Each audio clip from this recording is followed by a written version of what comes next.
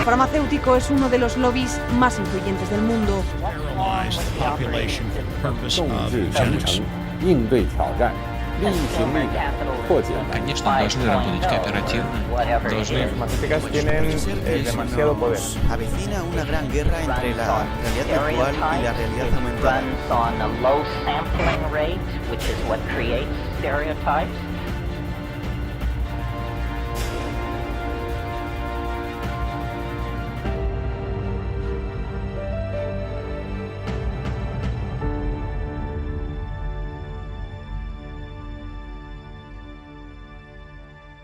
Hola, ¿cómo están? Bienvenidos acá nuevamente con ustedes, como todas las semanas, trabajando todo el equipo de ACTV para el programa de Humo y Espejos. Así que arrancamos con su columna azul. ¿Cómo estás hoy? Calentito quedó todo el tema de la semana pasada. Así que, ¿cómo estás, Marcelo? ¿Cómo continúa en el tema hoy? Bueno, gracias Ivoni. Vamos ahora con la segunda parte de una evaluación que inició Azul, que vimos en la columna anterior y que les recordamos que bueno, están grabados, todavía los resultados no son los definitivos, así que puede haber pequeñas variantes, pero bueno, en líneas generales es lo que es. A partir de eso vamos a ver un nuevo caso para reafirmar nuestra teoría de que hay ciertas políticas que no venden electoralmente. Después podemos discutir, y eso vamos aparte, si están bien o mal o está mal, pero basta de decirnos que venden. Sí, claro, o sea, una cosa es decir, esto es lo que está bien éticamente, moralmente, esto es lo que se tiene que hacer, y otra cosa es, esto es lo que la gente quiere o no quiere. No siempre van de la mano. Hay veces llama la atención, hay gente que dijo que fueron 500, 700 mil personas a La Plata en el Encuentro Nacional de Mujeres y no dan los números, pero bueno. Ese es otro tema. Es otro tema que pero, bueno, La Plata justamente hoy es el tema que dejamos para esta columna. Sí. Porque la columna anterior hablamos de cómo hubo mucho corte de boleta, más o menos 50.000 personas votaron a Alberto y no votaron a Ofelia o bueno, los diputados a la legislatura porteña. Sí. Hablamos de cómo Miriam Bregman intentó separarse un poco o sea, que cortaran boleta para que ella entrara como diputada nacional, no llegó. Entró una diputada provida por Juntos por el Cambio. Una burla de la historia. Hoy vamos a hablar de cómo en La Plata... Perdón, y todas estas listas tenían en común haber hecho... una campaña con una base muy fuerte en el pañuelo verde, en el feminismo, en las disidencias, en lo inclusivo, que tenían puntos en común. O sea, no estoy hablando que la campaña en sí del Frente Todos era esa, pero... Sí. Ofelia, que era la cara de los diputados porteños. Sí, y jóvenes. Y los jóvenes. Estaba en tercer lugar. Sí, que estaba en tercer lugar. Sí. Su base era esa. Sí. O sea, la llamaban por eso. Entonces, ¿qué pasó en La Plata? ¿Qué pasó? Ganó Julio Garro con el cerca del 50% de los votos. Sí. Florencia Saintú quedó alrededor del 40%. Un poquito más. ¿Y cuál era la novedad? Lo que pasó es que en las PASO, hace unos meses, había sido diferente el resultado. Si bien Garro había sido el candidato más votado, había sacado el 37,06% de los votos, la fuerza que tenía más votos había sido el Frente de Todos, que tenía 5 propuestas, con 47,24%. O sea... Frente de Todos había sacado 47% en las PASO. La candidata para Frente de Todos en las elecciones de ayer sacó apenas el 40%. Hubo un 7% que no la votó. 7 puntos largos sí. Que no la votó. Sí. Y que bueno, eso más alguno que se sumó, sí. Terminó en manos de... Sí, la dio vuelta completamente. Y están bastante cómodos con habían sacado... 10 puntos de diferencia entre el Frente de Todos y Juntos por el Cambio. Estaban cómodos. Esto, si no encontramos una explicación que haya habido algún tipo de fraude electoral, es muy difícil de explicar, excepto que veamos los perfiles de los candidatos. Y ahí es donde empieza el problema. Y ahí está lo polémico, porque pensándolo, o sea, ¿qué es lo que cambió? ¿Y a gobernador cómo salió? Y, claro, sí, y no hay que olvidarnos que Kicillof aplastó a Vidal en provincia, sacó el 52%. ¿Por qué Contra 38 de Vidal, 14 puntos. 14 puntos. Tenés 52% para Kicillof y casi 40 para Saintut. Sí. ¿Qué pasó con esos 12 puntos? Hubo mucho corte de boleta, muchísimo. Entonces, ¿qué pasó en el medio? Entre las PASO, que venían confiados, y las elecciones de ayer, una de las cosas que pasaron fue el Encuentro Nacional de Mujeres. Que vos decís... La Plata es una ciudad que no llega al 1.000.000 de habitantes. Según, como yo decía al principio, fueron 500.000, 700.000. Yo creo... me está cortando, estoy avisando. Sí. Yo creo que realmente debe haber habido 250.000 mujeres, no creo que haya habido mucho más porque la infraestructura, las rutas, nada podía hacer que tantas mujeres aparezcan sin que colapse todo. Sí. Pero bueno, supongamos, cuantas más aparecieron, peor todavía. Más lo que yo quiero decir, que es que el impacto en una ciudad relativamente chica como es La Plata, de un encuentro de mujeres trans... mujeres, lesbianas, bisexuales, trans, disidencias, no sé, pues le agregan algo todos los años. Claro. Y que ahora pasó a ser plurinacional. Sí. Ese encuentro desembarca, tenemos algunos hechos aislados para lo que suelen ser en otro momento, pero bueno, hubo agresiones, hubo las clásicas puestas en escena sacándose la ropa. Sí, lo que suele haber cada vez que... Claro. Ciudad chica, conservadora, y nos encontramos con que Saintut saca... Y Saintut estaba muy metida con el tema también, porque para el que no la conoce, no es que nada más porque ella es La Plata, o sea, sí. Ella, el programa nuestro, o sea, tenemos una historia con La Plata. Hubo un cortocircuito con nuestra línea política del programa y bueno, siguió otro programa que se llamaba Todes. Sí, que seguramente alguno escuchó, claro. Pueden buscar los videos en YouTube. Maravilloso, sí. Ha cosechado millones, y no exagero. Ellas te dicen lo bien que les fueron, cómo ellas cobran. Claro, nosotros no cobramos. No sé si puede ir esto, pero lo deslizo nomás. Yo creo que sí, y creo que lo interesante de toda la historia es que la decisión política defendía de eso, porque es la Universidad de La Plata, porque era la decana de periodismo. Bueno, esto no quiere decir que sea buena o mala persona, o sea, puede ser muy buena, pero la línea política, claro, que planteó la universidad, una universidad de más de 100.000 alumnos en una ciudad, repito, de menos de 1 millón, tiene un peso muy fuerte. Todo el mundo, de una forma u otra, conoce el impacto político de lo que se hace. Y bueno, yo creo que ahí cosecharon la respuesta. ¿Las razones son otras? Puede ser. No sé. Pero es nuestro aporte. Claro. Tómenlo como quieran. Se lo dejamos para que lo piensen, a ver qué... Sí, puede ser que, o sea, no digo que sea la única causa, el único motivo, ¿no? Para nada. Pero creo que puede ser algo que contribuyó. Seguramente. Seguramente, porque fue el único hecho relevante, porque en este periodo de tiempo, ¿qué más pasó? La economía se siguió desplomando, el dólar se disparó, todo eso le sacó votos al gobierno, no le sumó. El candidato de Juntos por el Cambio se despegó un poco de Macri, pero vos decís... Sí, tanto para justificar esa diferencia, perder por casi 10 puntos y después ganar por 9, es fuerte. El único hecho relevante e impactante fue el encuentro de mujeres. Volvemos de vuelta a lo mismo que decíamos en el programa anterior con Ofelia. ¿Restar o sumar? Sí. No sabemos. Sí, esto más allá de está bien, está mal, claro.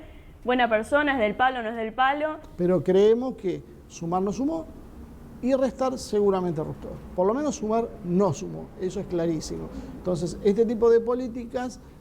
bueno, yo creo que es hora de empezar a tomarlas en serio y tratar de que el país no se transforme en un PSOE-PP como en España. Y bueno, con esto terminamos por hoy. Bueno, entonces, no habiendo mucho más para agregar, nuevamente lo mismo que dijimos en el programa anterior, los dejamos pensando si tal vez haya alguna relación en esta pérdida de votos y sobre todo tener en cuenta que después de esto vamos a ir dentro de 2 años a una elección de medio término, donde la gente no está tan traccionada por los candidatos, entonces es mucho más probable que la gente vote de acuerdo a lo que piensa. Y da toda la sensación que seguir haciendo el eje en estas políticas va a hacer perder más votos todavía. Como a veces, lamentablemente, algunos sectores políticos no entienden otra cosa que el lenguaje de los votos, bueno, se lo dejamos picando. Así que bueno, Ivonne, seguimos con el programa. Muy bien, sí, el tema de la plata es bastante complejo, no queremos mezclar lo personal con lo político, pero como dicen algunos, lo político es personal. Así que no fue muy acertado, no fue una buena política y los resultados están a la vista. Antes de irnos, quisiera agradecer nuevamente a SADOP por permitirnos grabar las entrevistas en este lugar hoy y justamente vamos a hablar sobre la educación, algo que yo siempre he considerado muy importante en la Argentina, algo que todos los países que estamos en la región valoramos muchísimo. Así que no se vayan, enseguida regresamos.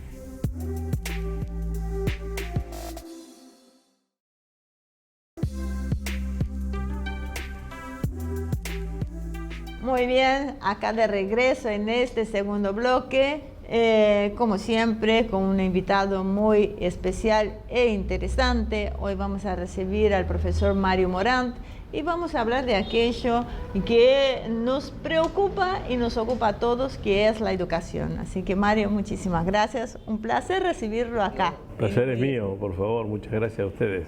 Mario, hay una batalla por la mente, indudablemente en las guerras modernas lo que más se habla es de esto, ¿no? Quien domina las mentes dominará el mundo. Así que, arrancamos con esta frase, ¿qué nos puede decir sobre este tema? Bueno, es verdad que hay una batalla por las mentes, porque quien domine las mentes domina el corazón de la vida de cada pueblo, ¿no? Y el desarrollo tecnológico que ha avanzado tanto en el mundo incide especialmente sobre la mente humana. Bueno, es peligroso y en cierto modo también es importante el desarrollo tecnológico. El tema siempre es, en estos casos, ¿para qué sirve todo esto, ¿no? Es decir, la tecnología o el desarrollo de la cibernética, etcétera, es un instrumento. Y como instrumento o sirve para una cosa o sirve para otra, ¿no? Así que yo creo que un poco esto está subordinado al hecho de que todas las nuevas tecnologías de la información y que tienen incidencia sobre el pensamiento humano tienen que ponerse al servicio del hombre y no al revés. Es decir, no pueden esclavizar al hombre. Sería otra forma de esclavitud, esta vez no de los cuerpos como fue antiguamente, sino de las mentes, y a través de eso ponerlo al servicio de algún interés en especial que no es el de la comunidad en su conjunto. Así que yo creo que la educación tiene que ver con esto, ¿no? Y la educación debiera hacer hincapié en esta importancia que tiene el desarrollo tecnológico, pero al servicio del ser humano.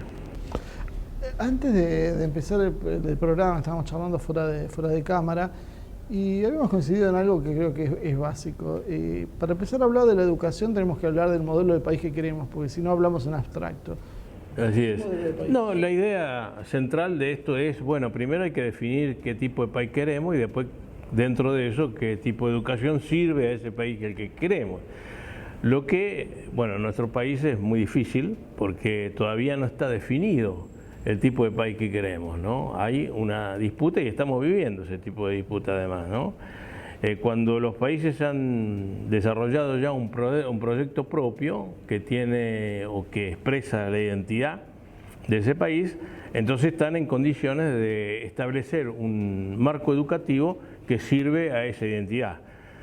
No es el caso nuestro. Nosotros tenemos una pugna todavía entre modelos de países que son antitéticos. De esa manera es muy difícil establecer un sistema educativo que sea coherente con todas las posiciones que existen, ¿no? Ahora, cuando uno ve el perfil que está tomando la educación, ve los debates. Por ejemplo, cuando hablamos de educación parece que está todo centrado a hablar de la ESI y que otras cosas no existirían. Claro. ¿En realidad no será que ya nos están definiendo desde la educación el modelo del país que quieren para nosotros? Bueno, siempre hay un intento de hacer eso, ¿no? La historia nuestra muestra eso, ¿no? El enfoque que se le ha dado a la historia argentina inicialmente registra eso. ¿Qué país somos? Esto, y le dicen a uno a través del relato de la historia que somos un país así, así, así. Y después resulta que descubrimos que hay otras personas que tienen otra versión de la historia. No somos un país así, sino somos un país asá. Y este debate tiene que ver justamente con la temática que se introduce en la educación, ¿no? Según la versión de país, según el propósito de quienes dan esa versión, también son los contenidos de la educación.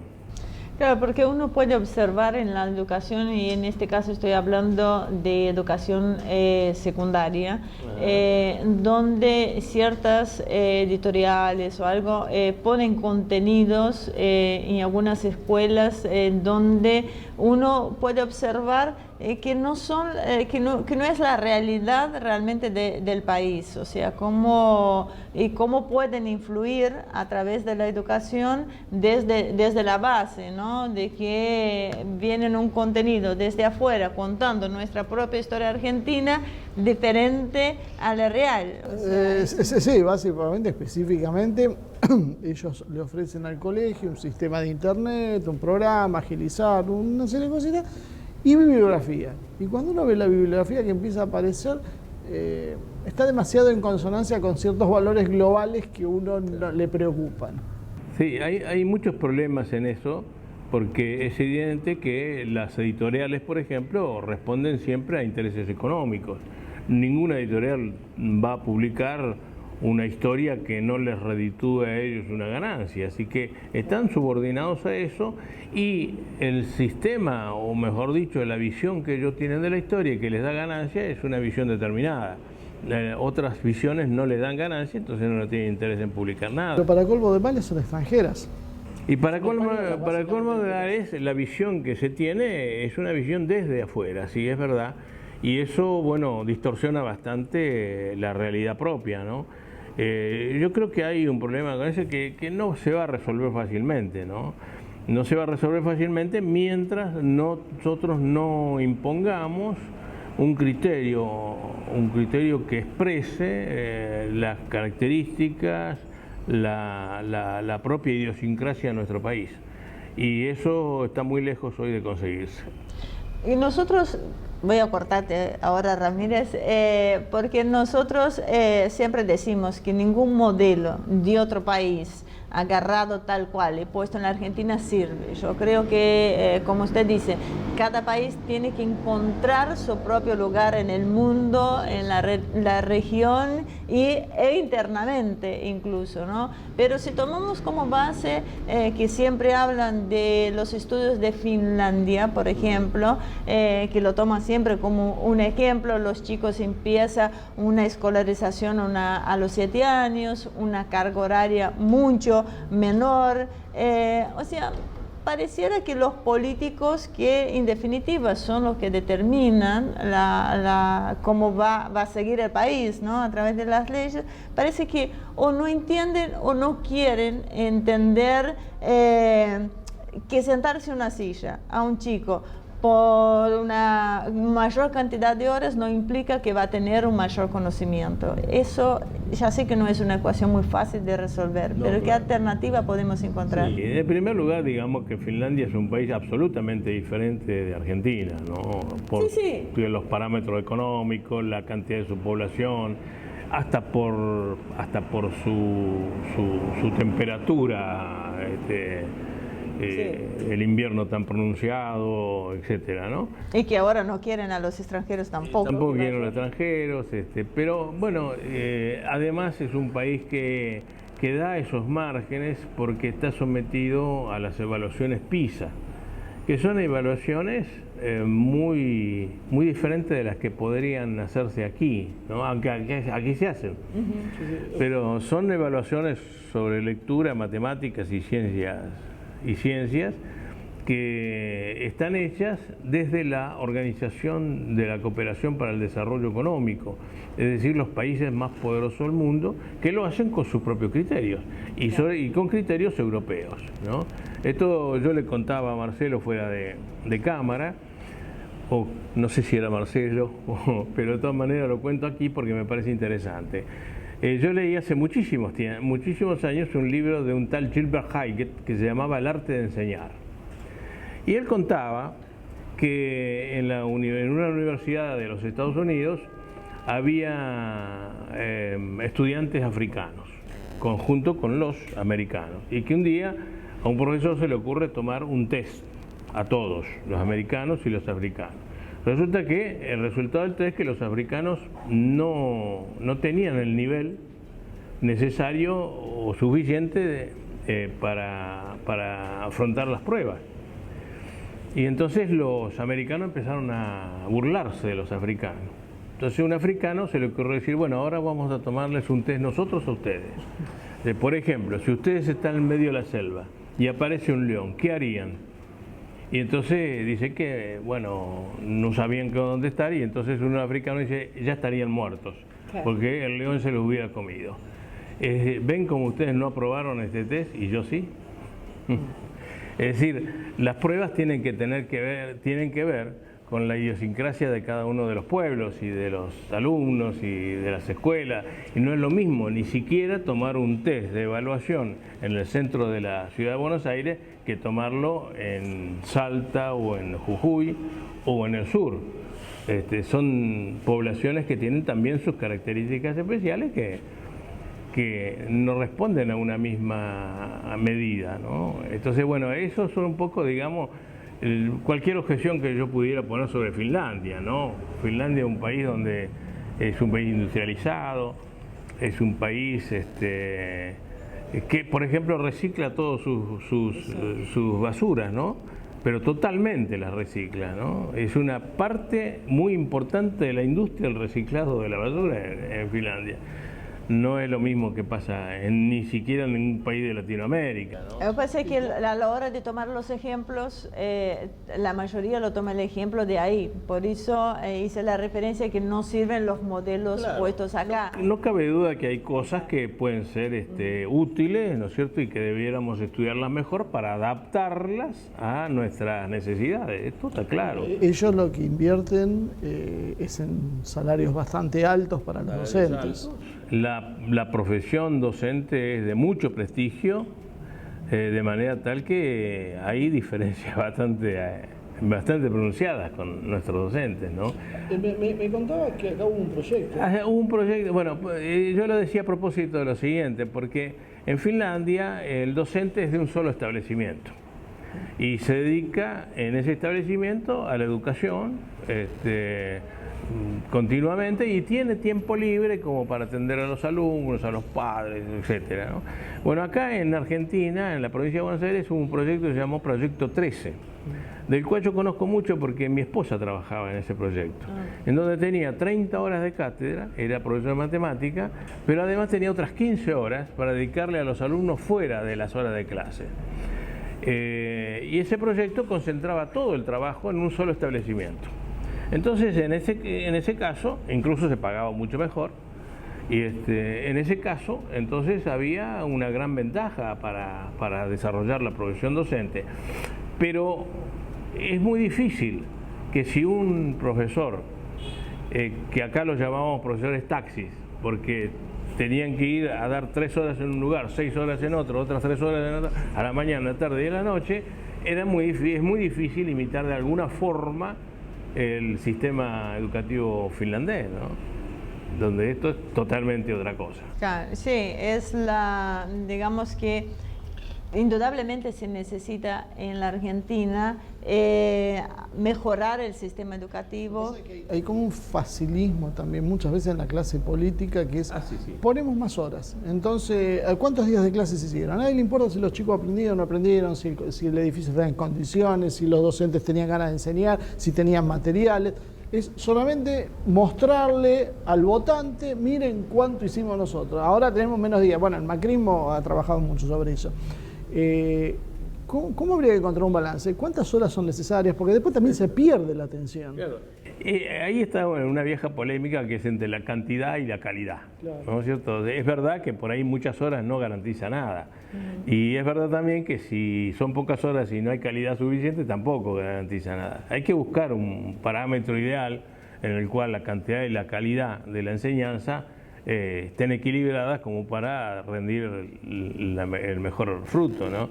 Ahora, esto es tema de investigación también, ¿no? Es decir, uno no puede decir a priori, bueno, tantas horas y además la calidad que tiene que ser de alguna manera evaluada también, ¿no? Bueno, eso es lo que justamente iba a decir, que el sistema educativo está generando poca capacidad de análisis y de reflexión. O sea, no comprender la realidad social ya lleva a que hayamos tenido un gobierno como el de Mauricio Macri, que aún cuenta con cierto apoyo. Estamos hablando que 1/3 de la población todavía lo apoya. Tengo malas noticias, más de 1/3. Llega un 40%. Pero quiero pensar que hay otros motivos. Sí. Pero yo creo que hoy necesitamos hacer como un restart, una evaluación también de estos fenómenos, de qué es lo que está sucediendo. Sí, el tema no es fácil porque volvemos un poco al principio. Tenemos que definir qué tipo de país queremos, qué tipo de sociedad queremos para decir qué tipo de educación necesitamos. Y esto no es entonces nada fácil porque no está definido lo primero, es muy difícil definir lo segundo. De todas maneras hay cosas que se pueden hacer. Por ejemplo, cuando hemos recibido el ejemplo de Finlandia, yo sé que hay una escuela cerca de mi casa en donde el tipo de educación se toma más o menos de la misma manera. Es decir, los chicos no trabajan en el aula, si el tiempo es bueno trabajan fuera, se reúnen en grupos, analizan cosas entre sí, ¿no es cierto? Después van con las dudas al profesor, el profesor si puede trata de resolverlas. Es decir, y es otro ambiente donde la disciplina se autogenera también, porque también ese es otro problema que tenemos en Argentina, la disciplina, que no hace otra cosa más que reproducir la disciplina social o la indisciplina social. Entonces, cuando usted tiene un problema de que los padres están todo el día fuera de la casa, o que los padres se pelean en la casa, o que hay dificultades incluso para subvenir a las cosas más imprescindibles, en donde el chico es la víctima, entonces, bueno, obviamente ese estado de conflicto permanente se traslada también a la escuela. Y entonces el chico rebelde, el chico que no quiere estudiar, que rechaza la escuela, que no va a la escuela sin que los padres lo sepan o por las autoridades de la escuela. Todo ese tipo de cosas que en Finlandia no existen, ¿no? Bueno, ahora tenemos que llevarlo a un corte, antes que nada, pero quiero ir y no quiero dejar una sensación por ahí que se deja. Pese a que uno quiere poner la vara en que la educación en Argentina sea de excelencia, o sea, no sea de excelencia, que se mejore en las condiciones, no quiero dejar de resaltar como brasileña, que realmente tiene todas las posibilidades como para ser realmente una educación de excelencia. Quizás el tema por ahí, porque yo comparativamente, cuando comparo Argentina con Brasil, el acceso a que tiene las personas a la primaria, a la secundaria, a las universidades, no es impresionante comparativamente, lo que no quiere decir que no haya, o sea, teniendo todo acceso, indudablemente podría ser aún mejor. A eso voy. Así que diciendo eso, lo llevo a un pequeñísimo corte, no se vayan, enseguida regresamos.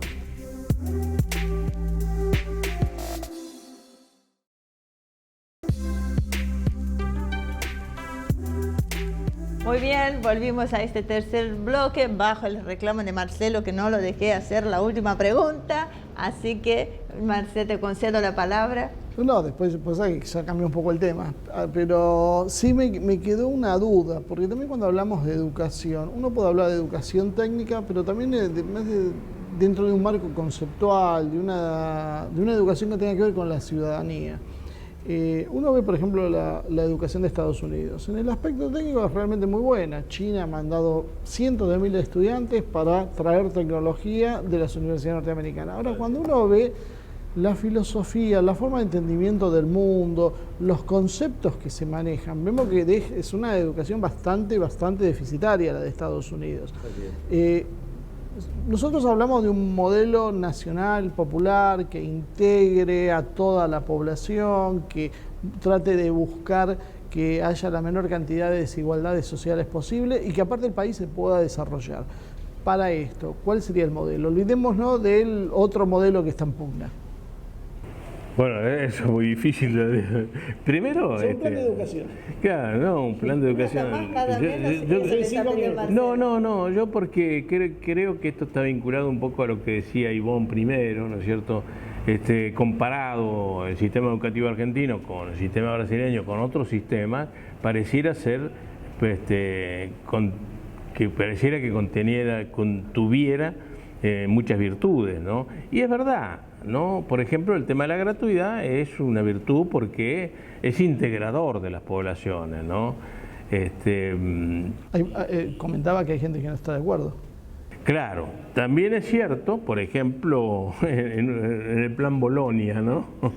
Que hay quienes dicen que debe ser paga, porque esa es la manera, entonces, como que el estudiante muestre su esfuerzo, su deseo y su motivación para aprender y para progresar, y que si uno no le pone ningún escollo, como el escollo económico, va cualquiera a la universidad a hacer cualquier cosa y a demorar todo el tiempo que crea necesario, etcétera, ¿no?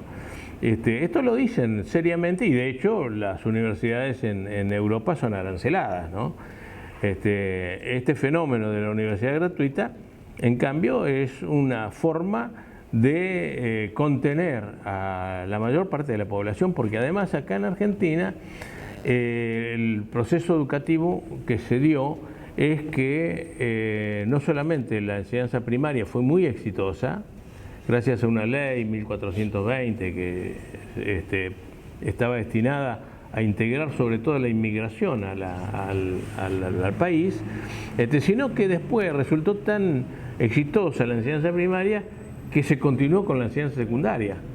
Y es así como la enseñanza secundaria dio lugar a un desarrollo de la clase media en Argentina que antes no existía.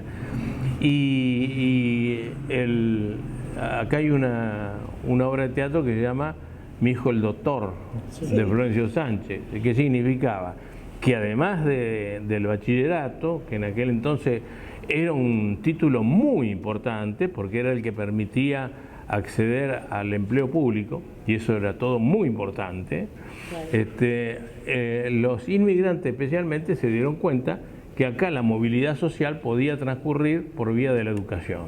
Y entonces empezaron a estudiar las carreras más clásicas, ¿no? Abogacía, ingeniería, etcétera, etcétera, lo cual dio lugar, bueno, a un gran éxito de la educación en general en Argentina, ¿no? Pero esto no es todo, ¿no? Porque el tema no es solamente preparar técnicos, ¿no? o gente que esté capacitada para el desarrollo industrial solamente, sino gente que tenga además, que sepa además para qué va a utilizar sus saberes, ¿no?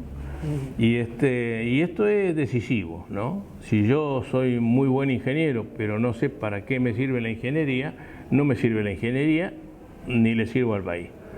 Así que, bueno, no sé si me fui de... No, está perfecto, se responde un poco la inquietud que uno tiene. Si bien hay varios estrategas hoy que están diciendo que para el desarrollo de un país se necesita en las universidades apuntar al STEM, que son ciencia, tecnología, matemática e ingeniería, coincido plenamente con lo lo que usted dice, que además tenemos que saber para qué.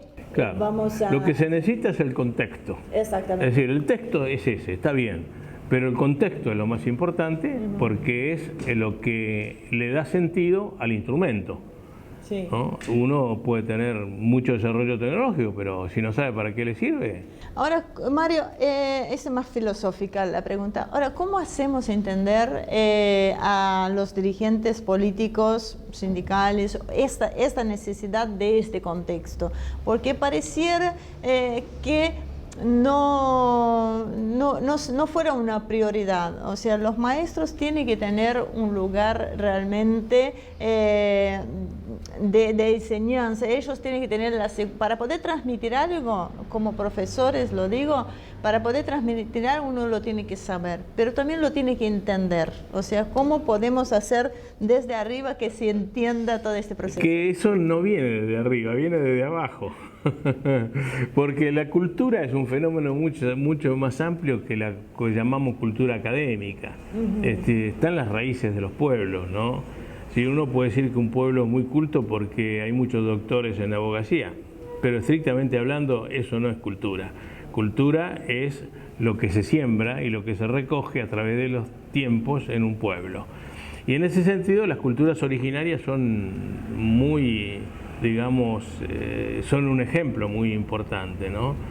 Yo recuerdo que en una ocasión yo tuve la oportunidad de estar con el que era en ese entonces ministro de Relaciones Exteriores de Bolivia, Chocanjawa se llamaba, era un indio. Y él nos dijo una cosa muy curiosa para mí en aquel entonces. Dice, mire, nosotros vivimos el capitalismo y no nos gustó. Después estudiamos el marxismo soviético y tampoco nos convence. Dice, así que decidimos poner en práctica las costumbres indígenas nuestras, aborígenes nuestras, que es el comunitarismo, ¿no? Es decir, donde viven de una manera que vivían esas culturas que no tenían universidades ni escuelas. Porque además hay otro error, que es que cuando hablamos de la educación en realidad estamos hablando de la escuela. Y la educación es mucho más que la escuela. Es la familia, es el vecindario, es el trabajo, es los medios de comunicación, por ejemplo, ¿no? ¿Por qué los medios de comunicación están marginados de la educación y sin embargo inciden de una manera extraordinaria sobre la educación de las personas, sobre las costumbres, sobre su forma de pensar, lo que hablábamos al comienzo, ¿no? La manipulación de las mentes. Claro, sí, sí. Entonces, bueno, yo creo que hay que hacer una profunda reflexión y creo que la ignorancia de los sectores políticos, digamos, tiene que ver con esto es el resultado. De las clases políticas son el resultado de este tipo de deseducación que hay, ¿no? Muy buena esta reflexión y por ahí de ahí podemos entender también el por qué hay esta percepción, por lo menos de algunos sectores como el nuestro, en donde notamos que hay un alejamiento o un divorcio o un entendimiento entre el pueblo y los dirigentes políticos, porque muchas veces durante las campañas, durante lo que se hace, se dice cosas o se hacen desde el poder político que no es la voluntad del pueblo, que no es, y todo eso, digamos que va un poco, la educación tiene razón, no es solo de arriba hacia abajo, también es de abajo hacia arriba. Así es. Y hay una cosa me parece muy importante, que es que la educación tiene que ver con enseñar a pensar, enseñar a aprender a aprender, digamos, ¿no? Y desarrollar un pensamiento crítico, porque es una fase de nuestra vida, ¿no? Es decir, en la adolescencia uno, que siempre ha hecho lo que han dicho sus padres, se revela, ¿no es cierto? Pero al final es muy posible que sí, ahora no haga muchas de las cosas que hacen los padres, pero hay muchas cosas que hacen los padres que después va a aceptar voluntariamente. Y lo importante en la educación es esa aceptación, esa asimilación de la cultura anterior en forma voluntaria. Pero eso no se hace sin un pensamiento crítico. Si yo tengo que rechazar primero para después aceptar. Yo un poco pensando sobre todo lo que estaban hablando, me estaba enfocando en un tema que tiene algo que ver con lo que ella decía. las nuevas corrientes educativas daría la sensación como que no nacen, como decía usted, de la cultura desde abajo de los pueblos, ni de los originarios, ni de los inmigrantes, ni de nadie. En realidad vienen impuestas desde arriba porque se hacen en algunos países desarrollados que inclusive en sus propios países de origen están cuestionadas. ¿Cómo ves este fenómeno? Bueno, esto tiene que ver un poco con el desarrollo que ha tomado el mundo, ¿no? En donde el Papa dice, ¿no? El Dios dinero, ¿no es cierto?, es el que marca los estándares de la educación también. Es decir, lo que es importante acá es el negocio. A nadie se le puede enseñar algo que no sirva después para el negocio, para el empleo, para el trabajo, que le rinda además beneficios a las empresas. Y esto está hoy muy en boga, es decir, que no es ilógico que pase esto en un mundo en donde el dinero es lo más importante.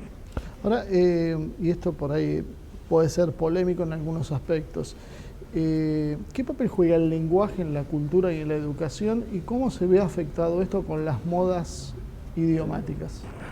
El lenguaje es, bueno, el elemento más importante porque es la expresión, teóricamente es la expresión de nuestro pensamiento. Y nuestro pensamiento tiene su origen en la percepción del mundo, cómo yo veo el mundo. Y entonces hay, digamos, como una especie de conflicto entre cómo yo veo el mundo, cómo yo lo veo y cómo es el mundo, ¿no? Son dos cosas distintas. A veces no veo el mundo como es y claro está, el mundo es de otra manera. Entonces, si yo no veo el mundo como es, y esto es lo que habría que insistir en la educación, después no puedo decir cómo es el mundo, porque el lenguaje no traiciona mi pensamiento, pero sí traiciona la realidad. Sí. Por eso el lenguaje es tan importante. El lenguaje tiene que estar en relación con el pensamiento, pero el pensamiento tiene que estar alineado con la realidad. Esto lleva a que en muchas ocasiones se opere sobre el lenguaje y no sobre el pensamiento, ni sobre en el sentido de hacer que el pensamiento coincida con la realidad. Porque se cree que el lenguaje es más importante que el pensamiento y que además es más importante que la realidad, o que se puede poner al servicio de un interés personal y erradicarlo de la realidad. O sea, se opera sobre el lenguaje con la idea de poder operar sobre el pensamiento. Sobre el pensamiento, exactamente. Eso es lo que distingue la evolución natural del lenguaje de la artificial. O sea, el lenguaje tiene una evolución propia. Claro, que tiene que ver con la realidad circundante. Sí. Y después tiene otra que uno tiene que forzarla. Así es, así es. Y en esto tienen mucho que ver los medios de comunicación, ¿no? Pero no me refiero solamente a los tradicionales, ¿no? La radio, la televisión, el cine también, ¿no? Tiene que ver con esto. Sí. Uno termina hablando como dice que hay que hablar la televisión, por ejemplo, ¿no? Y creando palabras que no existen como resultado natural del pensamiento humano, ¿no? Prometí que te iba a dejar hablar, ahora te dejo hablar, así que te doy 2 minutos. El pensamiento crítico que también señalaba, es una de las cosas que uno a veces encuentra que algo está fallando en el modelo educativo. Cuando uno sale a la calle, no solo ve los resultados electorales, sino que uno puede preguntar sobre la Revolución Francesa, sobre la Revolución Rusa, sobre la Segunda Guerra Mundial. Todo el mundo lo estudió en el colegio, nadie sabe absolutamente nada de qué pasó. ¿Qué es lo que pasa? Me hablaba que una cosa es una educación, no uso solo el término enciclopédica, sino depositaria, bancaria. Sí, bancaria. Eso es un término que utiliza Paulo Freire. Sí. Paulo Freire dice, bueno, tenemos 2 tipos de educación. Una educación bancaria que significa yo te digo esto, vos me repetís esto y eso es la educación, ¿no? El ejemplo acá, por ejemplo, es, señores, este es el libro de historia, me leen de la página 5 a la página 15 y después me lo memorizan y me lo cuentan, ¿no? Pero no se les dice, bueno, ¿y qué quiere decir esto que pasó acá en la Revolución Francesa? ¿Qué pasó? ¿Qué había antes? ¿Qué hubo después? ¿Qué significa? ¿Qué significado tiene la Revolución Francesa? No es solamente que de repente unos tipos mataron al rey y a la reina y y sacaron los presos de la Bastilla, y que había opresión nada más. No, es un significado mucho más profundo. ¿Y hasta dónde llega ese significado, no? Hoy no tenemos nada de la Revolución Francesa, ¿o nos queda algo? Me está tratando de contener para que yo no hable, Digo, Mario. un tema y después te dejo todo el tiempo que sobra para vos. Gracias, mi amor. Vos mencionaste en un momento, ya mencionó, el tema de la STEM, de la ciencia, tecnología, ingeniería y matemática, como que algo que los estrategas, los geoestrategas están diciendo que es clave para el desarrollo del mundo. Y nosotros nos encontramos hoy con que tenemos un estudiantado orientado sobre otro tipo de carreras que por ahí se superponen, que no van a tener salida laboral, que no van en función de los intereses nacionales para desarrollar el país y nos faltan por otro lado. O sea, nos sobran, por ejemplo, en Córdoba en un momento había escuchado yo que había un 30% de la comunidad estudiantil estudiaba psicología, mientras nos están faltando ingenieros. O sea, ¿cómo se puede equilibrar eso sin violar, por un lado, el sentimiento de cada uno de estudiar lo que le gusta, pero por otro lado, adecuado a las necesidades que va a tener el país si hacemos un planeamiento estratégico? Ese es un gran problema, porque adecuar los intereses individuales a las necesidades colectivas siempre ha sido un problema. Y esto tiene que ver, insisto, en lo que decíamos al principio, ¿no? Cuando uno tiene una visión unitaria de un país, ahí puede decir, bueno, hay políticas que van a estimular o van a promocionar estas cosas que necesitamos en virtud de desarrollar este país que hemos identificado como nuestro país. Fijando cupos, con políticas de estímulos, arancelando. Sí, de muchas maneras. Incluso eso puede empezar en las familias, puede empezar en los lugares de trabajo, hay muchas maneras de estimular. De hecho, acá, por ejemplo, las academias, ¿no es cierto?, ¿qué hacen? Sacan afiche diciendo, sea usted tal cosa. Porque, bueno, es una forma de incidir también en la orientación vocacional, digamos, de algunos, ¿no? O sea, que debería desde el Estado que coordinar ese trabajo. Claro. No en función del negocio, sino de las necesidades. Claro, exactamente. En función del negocio se puede hacer muchas cosas más incluso, ¿no? Sí. Pero en función de las necesidades culturales de un país, la necesidad de encontrar su identidad y de desarrollar su identidad, hay cosas que parecieran muy costosas en este mundo tan sofisticado y que no valen la pena si no son para ganar dinero. Nos quedan 2 minutos, así que me dejó mucho tiempo, Marcelo, para hablar, pero voy a hacer referencia. Yo era muy chiquita cuando llegué a la Argentina, muy chiquita, así que hace 30 años que estoy acá y uno ya se siente parte, obviamente, de este país, ¿no? Fue cuando conocí a Marcelo.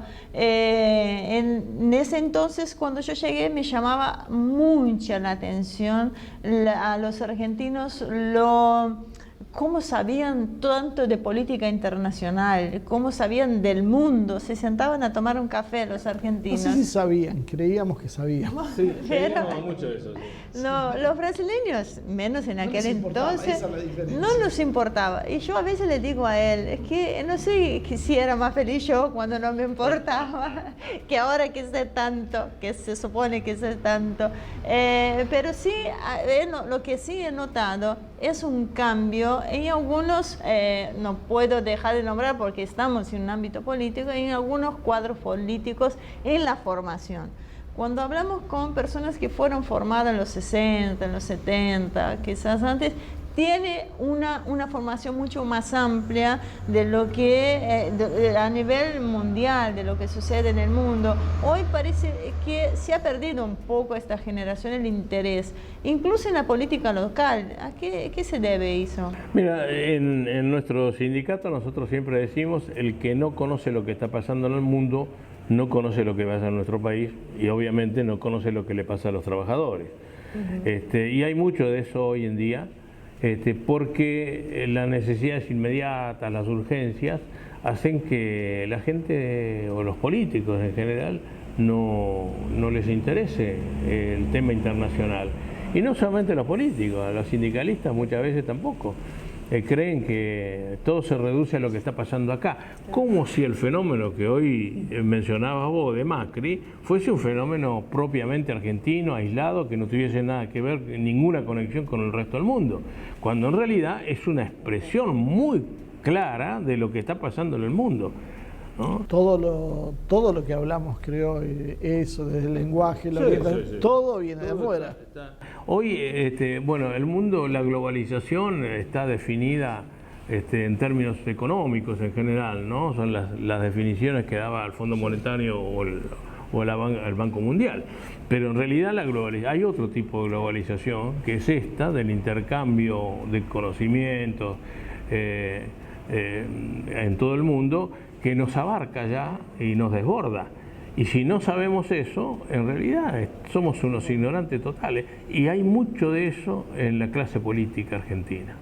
Bueno, y tenemos que aprovechar entonces, y para cerrar, tenemos 30 segundos, los avances tecnológicos, como para generar en la población, de cierta manera, el interés por la educación, pero también para educarnos para tomarnos el tiempo de ocio, porque tener la situación económica mejor para toda la población, de manera que uno también pueda descansar un poco, porque vivimos en un estrés constante, ya sea educativo, profesional. ¿Qué nos puede decir para cerrar esto?